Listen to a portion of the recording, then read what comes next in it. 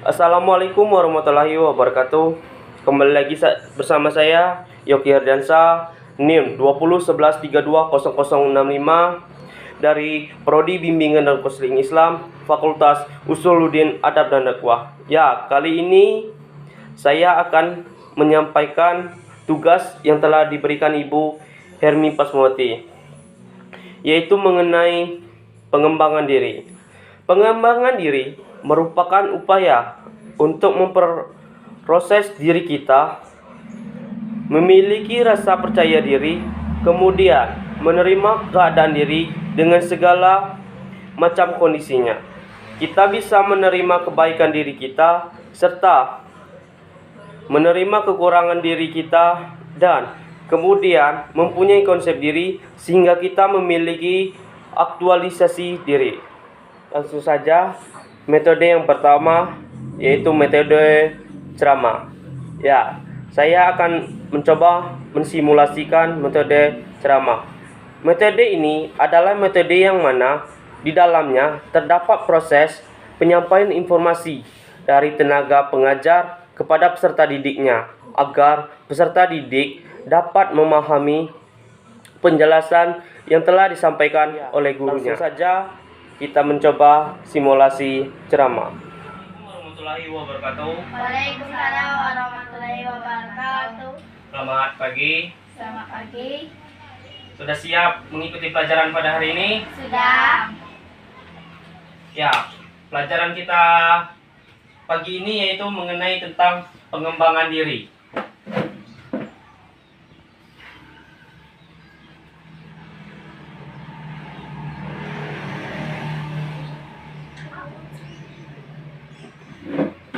Ada yang tahu sebelumnya pengembangan diri itu apa? Tidak. Nah, sini saya akan menjelaskan sedikit tentang pengembangan diri. Jadi, pengembangan diri adalah suatu proses pembentukan potensi bakat, sikap, perilaku kepribadian seseorang melalui pembelajaran dan pengalaman yang dilakukan berulang-ulang, sehingga meningkatkan kapasitas atau kemampuan diri sampai pada tahap otonomi. Apa tadi pengembangan diri? Suatu proses. Jadi pengembangan diri itu adalah proses.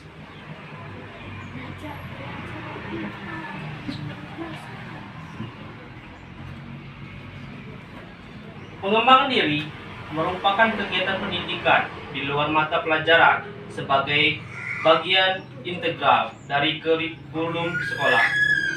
Pengembangan diri menjadi salah satu upaya yang dilaksanakan di setiap lembaga pendidikan dengan mengacu pada kurikulum yang telah dirumuskan di lembaga tersebut. Namun demikian, pelaksanaan kegiatan pembangunan diri lebih banyak menggunakan waktu di luar jam pelajaran formal. Berarti, jadi pengembangan diri ini banyak dilakukan di luar pengajarannya secara tidak langsung. Sampai di sini paham? Paham?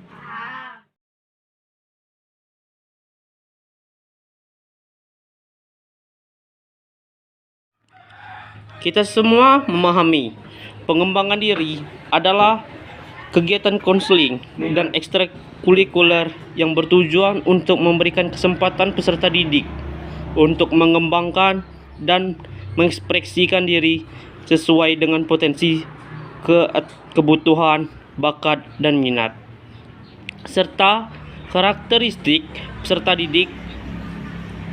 Kegiatan pengembangan diri dilaksanakan dalam bentuk pelayanan konseling, kehidupan pribadi, sosial, kesulitan belajar, ataupun karir.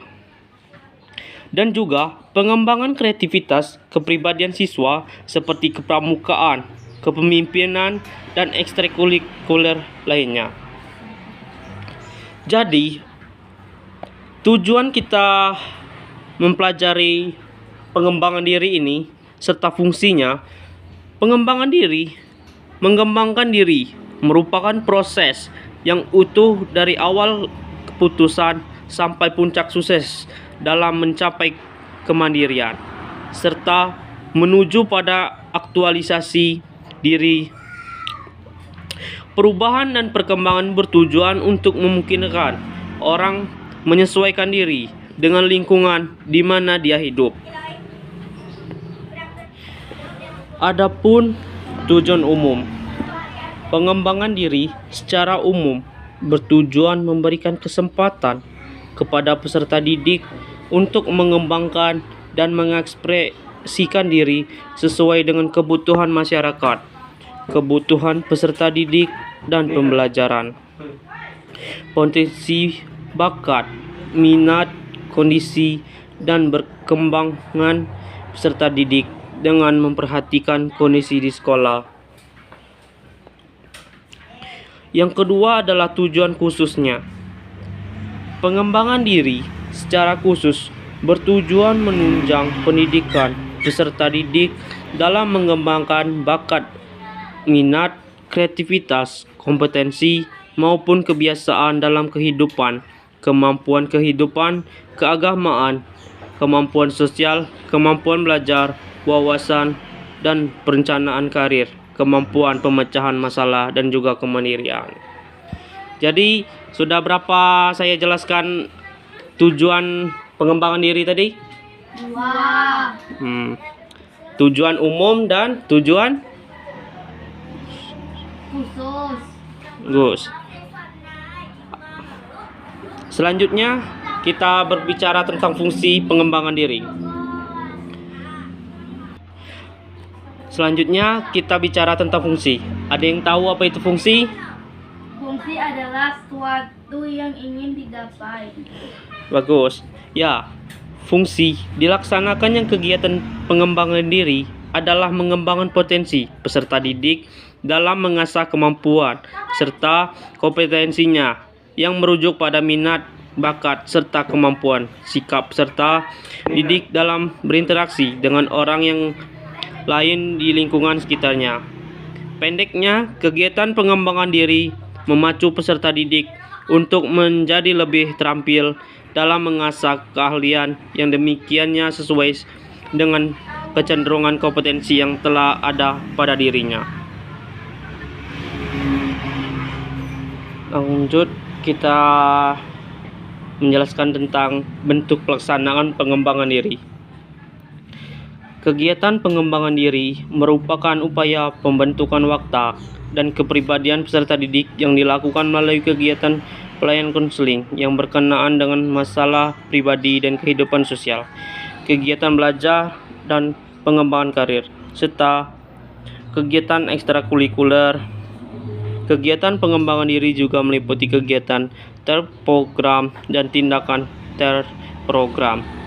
Kegiatan terprogram terdiri atas 2 komponen, yaitu pelayanan konseling dan ekstrakurikuler. Sedangkan dalam kegiatan tindak terprogram dilaksanakan secara langsung oleh pendidik dan tenaga kependidikan di sekolah, yang diikuti oleh semua peserta didik yang meliputi kegiatan rutin, kegiatan spontan, dan kegiatan yang kita lanjutkan dengan metode kedua, yaitu metode diskusi, tapi tetap menggunakan dengan metode ceramah, tapi dikolaborasikan.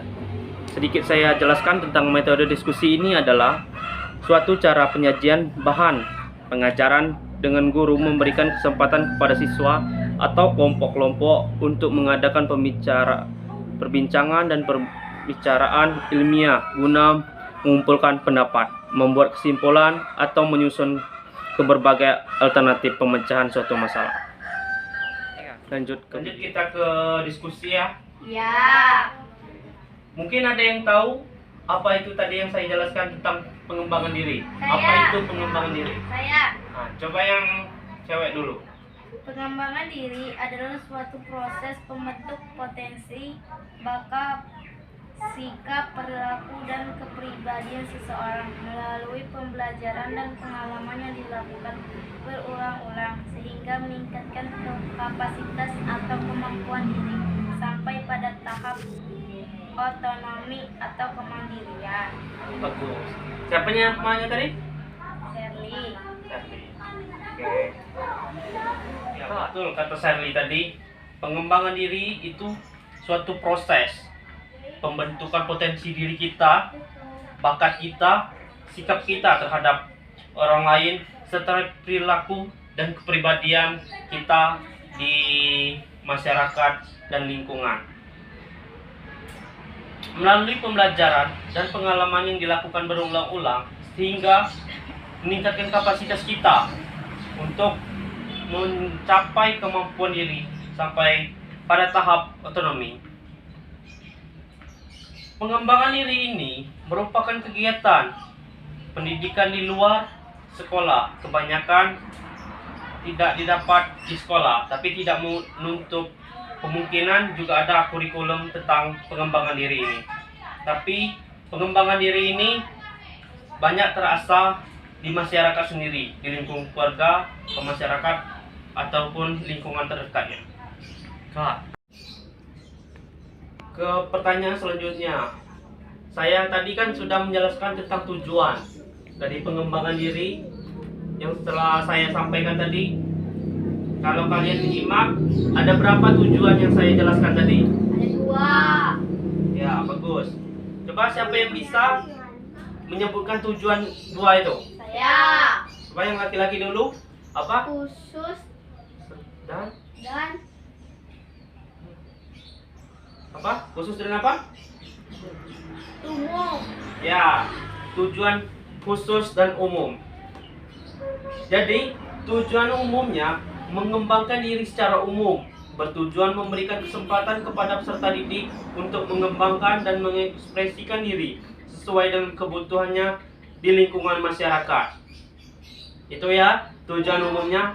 Sedangkan tujuan khususnya, pengembangan diri secara khusus bertujuan menunjang pendidikan peserta didik dalam mengembang bakat, minat, kreativitas, kompetensi maupun kebiasaan dalam kehidupan. Sampai di sini paham dari tujuan-tujuan yang ada saya jelaskan 2 tadi? Paham. 3. Kita berbicara tentang fungsi. Fungsi dari pengembangan diri tadi apa? Siapa yang bisa jelaskan? Saya. Coba jelaskan, apa itu fungsinya?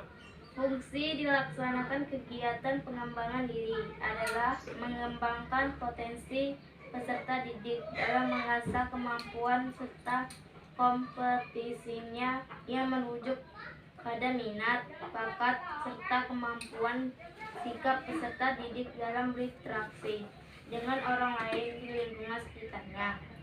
Pendeknya kegiatan pengembangan diri memacu peserta didik untuk menjadi lebih terampil dalam mengasah keahlian yang dimilikinya sesuai dengan kecenderungan kompetisi yang Mungkin hanya materi ini yang bisa saya sampaikan.